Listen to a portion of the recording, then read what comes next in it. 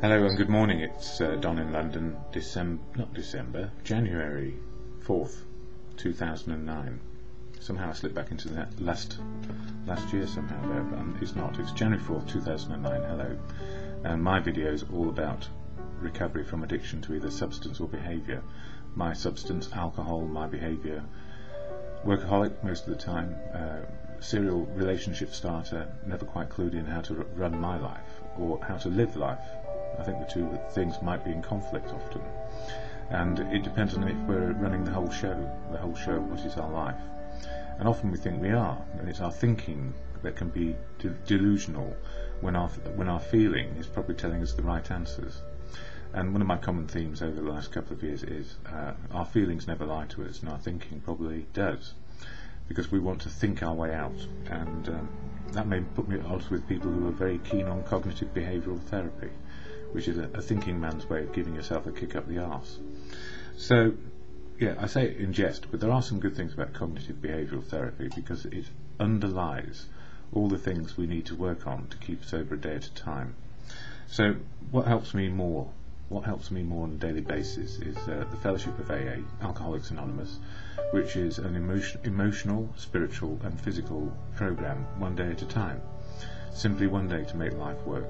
And as a good reminder, yesterday I went to my lunchtime meeting where I made tea for everybody and heard all about is it better to be right or to be happy. I'll come back to that if I have time towards the end of the video. Anyway, what do we say at Alcoholics Anonymous when we first walk in? Or what do we encounter? Well, we first encounter the preamble of AA, shared in every meeting at the beginning, and it's on this little card here. Readily available if you are in need of it, from an AA meeting probably. If they have enough money, of course, to buy literature, and some don't. Here we go. AA. Alcoholics Anonymous is a fellowship of men and women who share their experience, strength and hope with each other, that they may solve their common problem and help others to recover from alcoholism. The only requirement for membership is a desire to stop drinking. There are no dues or fees for AA membership. We are self-supporting through our own contributions. AA is not allied with any sect, denomination, politics, organisation or institution. It does not wish to engage in any controversy, neither endorses nor opposes any causes. Our primary purpose is to stay sober and help other alcoholics to achieve sobriety. Yippee, that's what we do. We do it on a daily basis. And, back to basics really. January is the first month of the year. There are 12 action steps in AA. So really my focus is on, in January, powerless over alcohol and life got unmanageable. And the 12th step actually says, this is the way it's put, we admitted we were powerless over alcohol, that our lives had become unmanageable. And, my best thinking could not stop me from drinking. That sounds like a slogan. My best thinking could not stop my drinking.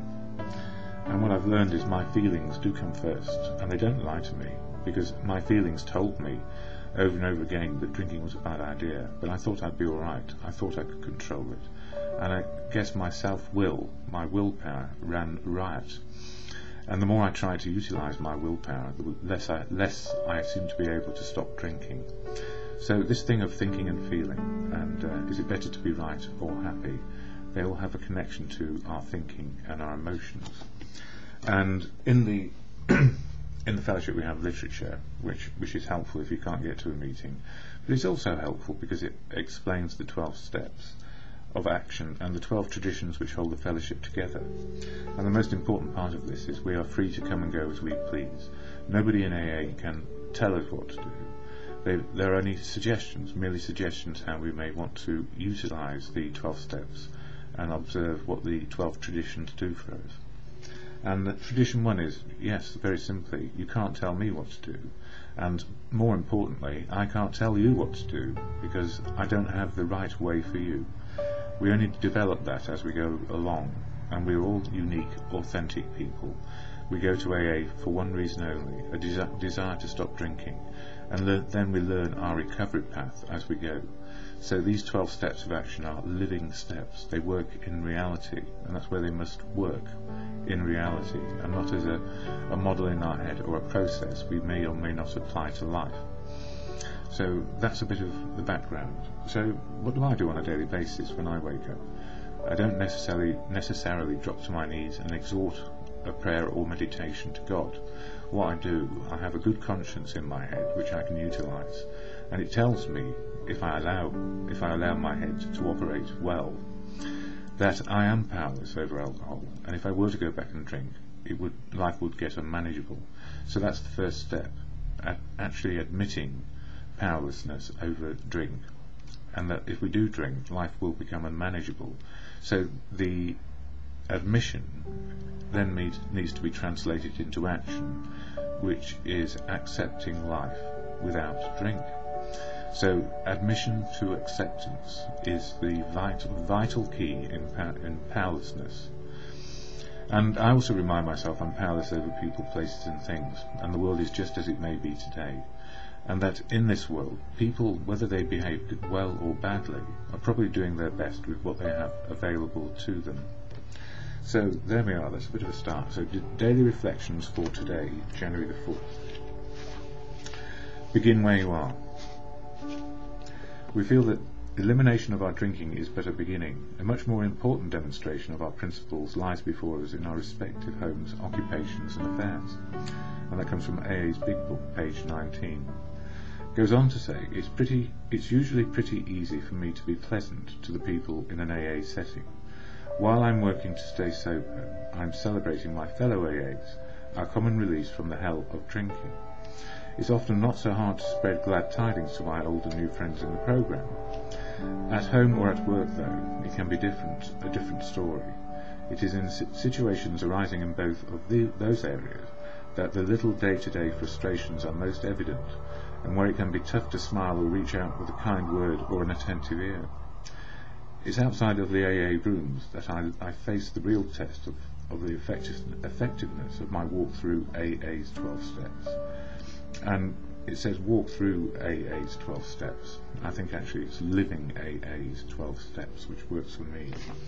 And that means that I need to keep in mind that I'm only the same size as anybody else on the planet. And if I try and make it bigger or make me more important, I will lose my sense of proportion. So I need to be careful that I don't get full of ego, get fearful and put on a brave face for one thing. And that I keep a close understanding of what my emotions are telling me. Now, I'm still using As Bill Sees It. I haven't got through the whole of the book, but there's only a little bit left. And then I'll start again at the beginning. And page 320, running the whole show, sort of fits in with this. Most people try to live by self-propulsion. Each person is like an actor who wants to run the whole show, and is forever trying to arrange the lights, the scenery, and the rest of the players in his own way. If his arrangements would only stay put, if only people would do as he wished, the show would be great. What usually happens? The show doesn't come off very well. Admitting he may be somewhat at fault, he is sure that other people are more to blame. He becomes angry, indignant, self-pitying. All those things we need to be careful of, because they will set us off into a rage. Is he not really a self-seeker, even when trying to be useful? Is he not a victim of the delusion that he can wrest satisfaction and happiness out of this world, if only he manages well? And the gift in that is that we're not in charge, and we have to take account of other people. We have to put ourselves in their shoes as well. So part of this whole learning how to be powerless is, I guess, what we were talking about yesterday in our meeting, which is it better to be right or is it better to be happy? Now, if we use our thinking brains, it's about whether we're right or wrong. And there is no right and wrong in life, it's just the way life runs, that's just the way it is. And we have choices around that. So if we want to be right, we can use our thinking brain. And if we want to be happy, it's our emotional reaction or response to what is going on around us. And often our feelings tell us there's something wrong, but it's not necessarily other people. If there's something wrong, or it feels wrong, it means there's probably something going on inside us which is agitated. And basically, do I need to be right or do I need to be happy? It's a balance of finding out what those things are, what I encounter on a daily basis. And being happy is far more preferable to being right and in my thinking.